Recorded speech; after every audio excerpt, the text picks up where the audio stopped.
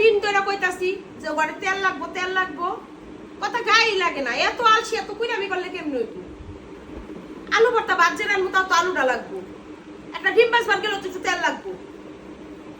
তুমি দেখো না 3 দিন ধরে আমি বাহিরে যাবো, এর লিগে দৌড়াদৌড়ি করবা নি। দৌড়াদৌড়ি তুমি যতই করো, দৌড়াদৌড়ি করতে গেলে কি ঘরে বাজার সাথে সব থুয়া দাম লাগবো? তুমি রাত করে নিয়ে আইবা, তোমার আমি কই দিছি তুমি যখন আইছো সাভারে থেকে তখন তুমি রাত করে আইতে সময় নিয়ে আইতে পারলা না? খালি কম মনে থাকে না।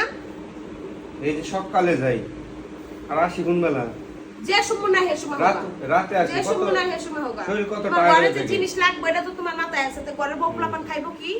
দিন ভর এত টায়ার্ড হয়ে না আবার রাতে দেব সকালে। তুমি ঈদের পরে থেকে কয়দিন বাজার করছো এটা কও? ঈদের পরে থেকে খালি কইছি যে মাছ লাগবো, এত বড় একটা কাতল মাছ আইনা দিছো খালি।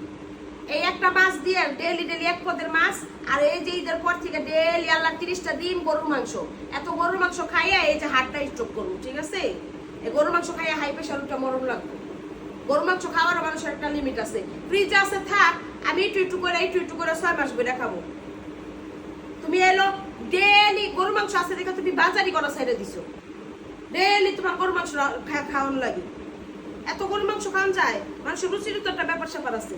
আমি তো কইছি কয়টা বাইম টামরা আবি যাবি নিয়ে এসে এত বড় একটা কাতল মাছটা একদিন গরুর মাংস একদিন কাতল মাছ, ডেইলি গরুর মাংস ডেইলি কাতল মাছ, এই যে মাছও শেষ। এখন বাজার যাইবে, বাজারে যাইয়ে কয়টা বাইম টামরা যা পাও নিয়ে আইবে।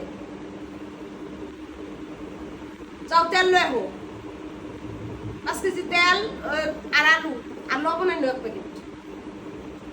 কোনোদিনও আমার সংসারে এরকম অভাব আছে না, কোনোদিনও না। নিজে যখন বাজারে গেছি না সব আমি একেবারে 1 মাসের 5 মাসের ডাইনা থুয়ে দিছি। আর আমি তোমার বাসায় থাকি, তোমার বাসায় থাকি এখন আমার এটা নাই হেইটা নাই, ঘরের মধ্যে এটা মনে থাকে না হিরা মনে থাকে না। ইয়া না যে টাকা পয়সা নাই তাই হদাই নাই, খালি আলসির কারণে গেলে, খালি আলসির কারণে। যাও উঠো। আচ্ছা,